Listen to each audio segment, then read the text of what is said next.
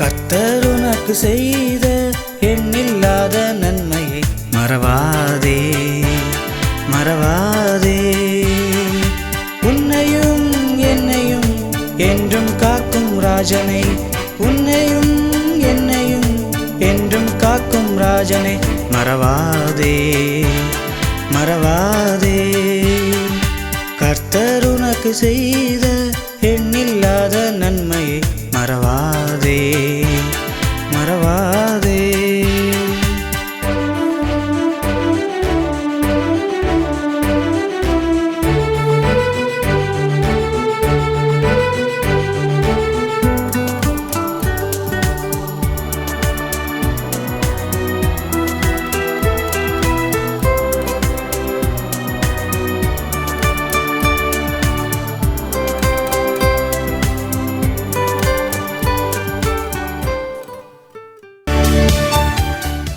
வணக்கம். இந்த நாளில் சின்ன சின்ன வெளிச்சங்களில் இன்னொரு புதிய சிந்தனையை தெரிந்து கொள்வோம். மிக சிறப்பாக தபசு காலத்தை நாம் முடித்திருக்கிறோம்.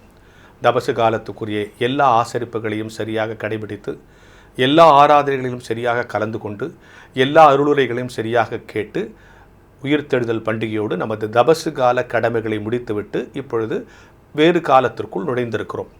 இந்த தபசு காலத்தில் அவருடைய பாடுகளை குறித்து, இரத்தங்களை குறித்து, வியர்வைகளை குறித்து, அவர் நமக்காக பாடுபட்ட சிரமங்களை குறித்து பல்வேறு அருளுரைகளை கேட்டிருப்போம்.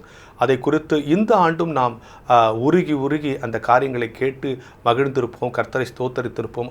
அதன் மூலம் நம்முடைய ஜெப விண்ணப்பங்களை எல்லாம் வைத்திருப்போம். சரி, இந்த தபசு காலத்தில் பேசப்படுகிற மிக முக்கியமான விஷயங்களில் ஒன்று இயேசு கிறிஸ்துவனுடைய 5 காயங்கள். அவருடைய 5 காயங்களை பல்வேறு வகையில் இலக்கிய அழகோடும் இறையியல் அழகோடும் பல்வேறு விஷயங்களோடும் பொருத்தி பேசுகிற அருளுரையாளர்கள் எல்லாம் நம்மிடத்தில் இருக்கிறார்கள். அதையெல்லாம் கேட்டு நாம் மகிழ்ந்திருக்கிறோம். புதிய தெளிவுகளையும் சிந்தனைகளையும் பெற்றிருக்கிறோம். இன்றைக்கி இப்போ டாக்டர்கிட்ட போனோம்னா வெளிக்காயங்களை ட்ரீட்மெண்ட் கொடுக்குறாங்க. சில நேரத்தில் சில டாக்டர் சொல்லுவாங்க, உள்காயம் இருக்குது சார் அப்படின்னு சொல்லுவாங்க. உங்களுக்கு வெளிக்காயம்னா தெரியும், சிராய்ப்பு இருக்கும், ரத்தம் இருக்கும், வலிக்கும், வீங்கி இருக்கும், அந்த இடத்துல ஒரு மாற்றம் தெரியும். இதெல்லாம் வெளிக்காயம். ஆனால் உள்காயம் வெளியே ஒன்றுமே தெரியாது, ஆனால் உள்ளுக்குள்ளே அது ஏதோ ஒரு சிரமத்தை ஏற்படுத்தி கொண்டிருக்கும். டாக்டர் சொல்லுவாங்க உள்காயம் இருக்குது அப்படின்னு சொல்லுவாங்கள்ல. நான் இப்போ கேட்குறேன், இயேசு கிறிஸ்துனுடைய வெளிக்காயங்களை பற்றியே பேசிக்கிட்டு இருக்கோமே, இயேசு கிறிஸ்துக்கு உள்காயங்கள் இருந்துச்சா? அப்படின்னா அந்த உள்காயங்கள் என்ன, யாரால் ஏற்பட்டுச்சு, அது யோசிக்கணும்ல. எனவே தபசு காலம் முடிஞ்சு பரபரப்பெல்லாம் போய் இப்போ நிதானமாக உட்காந்துருக்கிற இந்த நேரத்தில் உங்கள்கிட்ட நான் பேசுகிறேன். இயேசு கிறிஸ்துவனுடைய உள்காயங்கள் எது? வெளிக்காயங்கள் தெரியும், 5ன்னு உடனே சொல்லிடுறோம், அதெல்லாம் எண்ணி சொல்கிறோம், எங்கெங்க 5ன்னுலாம் சொல்கிறோம். உள்காயங்கள் இருக்கா? நிச்சயமாக இருக்குது. அவருக்கு 4 உள்காயங்கள் இருக்குது. இப்போ நான் சொல்லவா? யூதாஸ் ஒரு உள்காயம், பேதுரு ஒரு உள்காயம், தோமா ஒரு உள்காயம் இல்லையா? யூதாஸ் காட்டி கொடுத்த போது அவர் மனசு வலிச்சிருக்கோம்ல, அது ஒரு உள்காயம் தானே. பேதுரு மறுதளித்த போது, அஃப்கோர்ஸ் அவர் மறுதளிக்க போகிறாங்கிறது அவருக்கு தெரியும்னாலும் கூட அவர் மறுதளிக்கிற அந்த நேரத்தில் அவர் மனசு வலிச்சிருக்கோம் இல்லையா, அது ஒரு உள்காயம் தானே. தோமா கூடவே இருந்து சந்தேகப்பட்டப்போ அவருக்கு லேசாக மனசு வலிச்சிருக்கும், இதெல்லாம் உள்காயம். சரி சார், 4வது உள்காயம் யாருன்னு கேட்குறீங்களா? நீங்களும் நானும் தான் அந்த உள்காயம். நாம் தவறுகிற பொழுதெல்லாம், நாம் இடறுகிற பொழுதெல்லாம், நாம் கிறிஸ்தவ பண்புகளிலிருந்து விலகுகிற பொழுதெல்லாம், கிறிஸ்தவ சாட்சிக்குரிய வாழ்க்கையை நான் வாழாத போதெல்லாம் என் கடவுளுக்கு நான் உள்காயத்தை ஏற்படுத்துகிறேன் என்பதை நீங்கள் உணர்ந்து கொள்ளுங்கள். வெளிக்காயம் வந்துருச்சு, அவன் குத்துனா, இவன் பேத்துனா, அண்ணா காய்பா, இவெல்லாம் மோசமானவன் பேசிகிட்டு இருக்கிறோமே, அவங்கெல்லாம் ஒரு வேளை என்னை பொறுத்த வரைக்கும் இறை சித்தத்தின்படி செஞ்சவங்க தான். கடவுள் இப்படி மறிக்கணுன்ற சித்தத்துக்கு உதவுன கேரக்டர்னு கூட வச்சுங்க. ஆனால் நீங்களும் நானும் எல்லாம் அறிந்த பிறகும் இடர்கிறோம் என்று சொன்னால் வெளிக்காயத்தை விட அதிகமாக அவருக்கு வலிக்கிற உள்காயத்தை ஏற்படுத்துகிறோம் அல்லவா? எனவே ஒவ்வொரு முறை நான் தவறுகிற பொழுதும், சாட்சி வாழ்க்கையிலிருந்து நான் விலகுகிற பொழுதும், நான் கடவுளுக்கு இன்றைக்கும் உள்காயத்தை ஏற்படுத்துகிறேன். அப்படிப்பட்ட காயத்தை ஏற்படுத்தாதவனாக, ஏற்படுத்தின காயங்களுக்கு மருந்து தடகிற ஒரு கிறிஸ்தவ வாழ்க்கை நான் வாழ வேண்டும் என்கின்ற சிந்தனையோடு இந்த நாளை தொடங்குவோம்.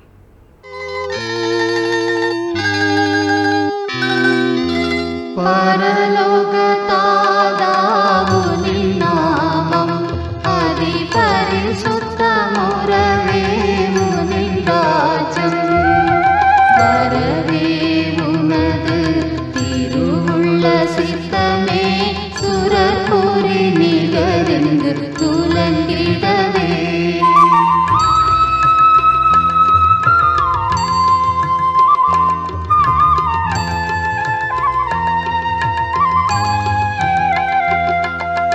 அன்றாடக உணவளித்திடுவாய் எமக்கயலார் செய்பிழை பொறுப்பது போல். இன்றே அடியார் புரி பாவம் பொறுத்தே நன்றருள்வாய் நரபரிபாலா.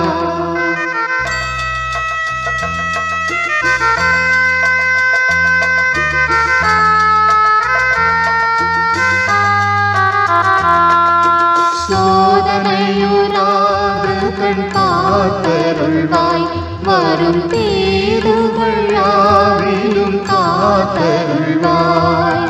நாதா உனதே ராஜ்யம் வலி மகிமை போதடங்கா சதா காலமுமே.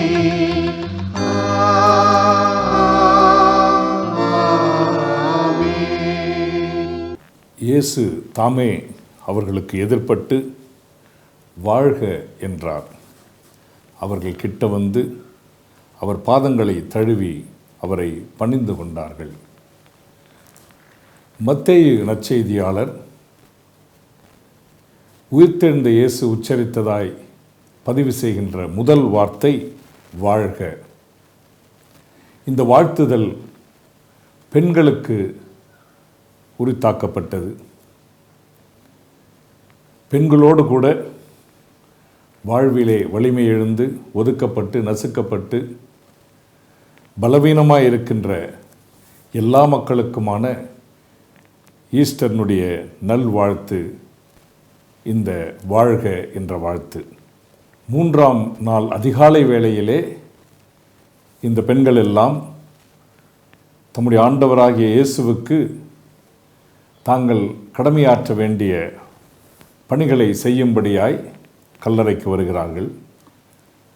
வரும்போதே யார் இந்த கல்லை புரட்டுவார்கள் என்ற ஏக்கத்தோட்டு வருகின்ற இந்த பெண்களுக்கு ஏற்கனவே கல் புரட்டப்பட்டு இருக்கிறது.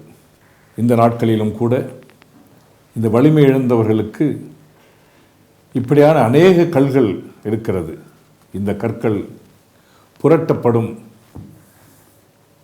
என்பதுதான் இந்த ஈஸ்டர் தின வாழ்த்து.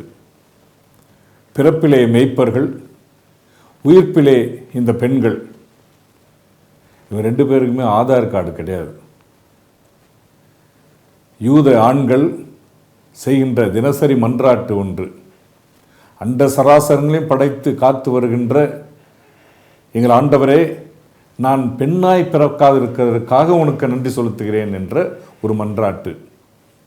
இது என்னத்தை சொல்லுகிறது என்றால், இவர்கள் அங்கே புறந்தள்ளப்பட்டவர்கள், தங்களுடைய நாட்டிலே கூட அவர்கள்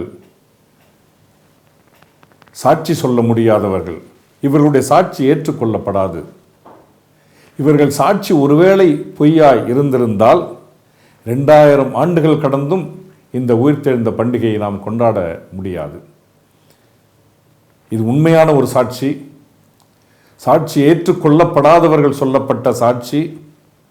இது ஒரு வரலாற்று நிகழ்வு.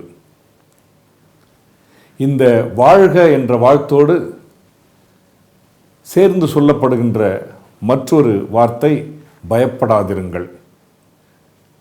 பயந்து நடுங்கி கொண்டு இருட்டிலே இருந்து கொண்டு வாழ்விழந்து வலுவிழந்து இருக்கின்ற எல்லா மக்களுக்கும் சொல்லப்படுகின்ற இந்த வாழ்த்து, இயேசுவின் பிறப்பிலும் இயேசுவின் உயிர்ப்பிலும் சொல்லப்படுகின்ற இந்த வாழ்த்து, பயப்படாதிருங்கள். இவரே மேசியா, இயேசுவே மேசியா என்று நெஞ்சை நிமிர்த்து தாங்கள் சொல்லக்கூடிய அந்த தைரியத்தை கொடுக்கின்ற இந்த வாழ்த்து. எல் சல்வடார் என்ற சவுத் அமெரிக்காவில் இருக்கின்ற ஒரு நாடு. அங்கே ஒரு பேராயர், ஆஸ்கார் ரொமேரியோ என்ற பேராயர் அரசால் சுட்டுக் கொல்லப்பட்டார். காரணம், அரசு மக்களுக்கு செய்த கொடுமையை தட்டி கேட்டார், குரல் எழுப்பினார். யாருமே கேட்க முடியாத சூழ்நிலையிலே இந்த பேராயர் தனக்கான பொறுப்பாய் இதை ஏற்று அவர் இந்த குரலை எழுப்பினார். இந்த குரல் எழும்ப எழும்ப மக்கள் அவரோடு கூட இணைந்தார்கள். இந்த குரல் வலுப்பெற்றது. இதை தொடர்ந்து விட்டுவிடக்கூடாது, ஆரம்பத்திலே நசுக்கிவிட வேண்டும் என்பதற்காகத்தான் அவர் கொல்லப்பட்டார்.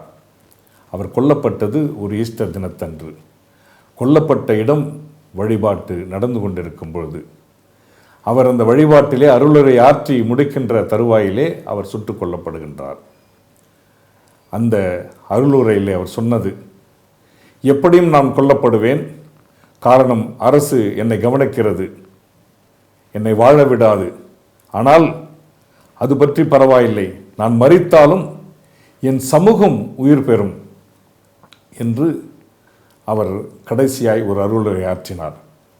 இது நமக்கு சொல்லுகிறது என்னவென்றால், இந்த ஈஸ்டர் உயிர்ப்பு என்பது ஒரு நாள் நடந்து முடிந்த ஒரு நிகழ்வு அல்ல, தினந்தோறும் நடக்க வேண்டிய ஒரு விஷயம்.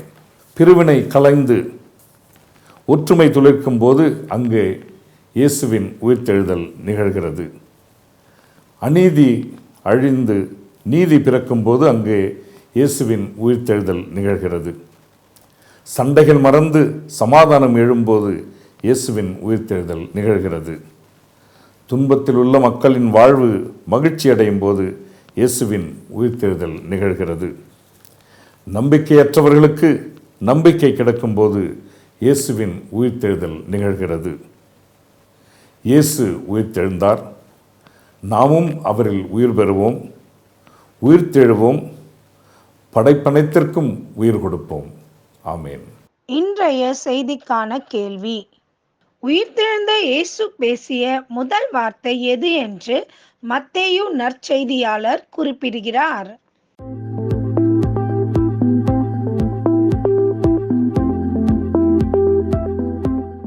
இந்த நிகழ்ச்சியை பார்த்து கொண்டிருக்கிற அனைவருக்கும் சென்னை கிறிஸ்டியன் மீடியா சென்டர் சார்பில் வாழ்த்துக்கள். நீங்கள் சிந்திப்பதற்காக சில வரிகள். 2 காட்சிகளை மனக்கண்ணில் கொண்டு வாருங்கள். முதல் காட்சி, இயேசு இறந்த 3ஆம் நாள் காலை கல்லறையில் வைக்கப்பட்ட அவரது சரீரத்திற்கு வாசனை தைலங்களை பூசுவதற்காக கல்லறைக்கு சென்ற பெண்கள். மகதலேனா மரியாள், யோவன்னாள் மற்றும் யாக்கோபின் தாயாகிய மரியாள். இந்த பெண்கள் இயேசுவின் வாழ்நாள் முழுவதும் அவர் கூடவே இருந்து அவரை கண்டவர்கள், அவரை நன்றாக அறிந்தவர்கள். அடுத்த காட்சி, இயேசு சிலுவையில் தொங்கிய போது பேசிய விடை பெறும் மொழிகளில் ஒன்று, இன்றைக்கு நீ என்னோடு கூட பரதீசில் இருப்பாய் என்பது. வாழ்க்கை முழுவதும் குற்றங்களையே செய்து அதற்கான தண்டனையாக சிலுவையில் தொங்கிக் கொண்டிருந்த கள்ளனிடம் ஆண்டவர் இயேசு இதை சொன்னார். இயேசுவை அதிகம் அறிந்திருக்காத கள்ளன் இவன். இந்த கள்ளனின் மனதில் தோன்றிய கன நேர மாற்றம் இயேசுவின் மீது அவன் கொண்ட நம்பிக்கை அவனுக்கு மீட்பை, நித்திய வாழ்வை தந்தது. 2 வெவ்வேறு விதமான மனிதர்கள், அவர்களது பார்வைகள், எண்ணங்களில்தான் எத்தனை வேறுபாடுகள்.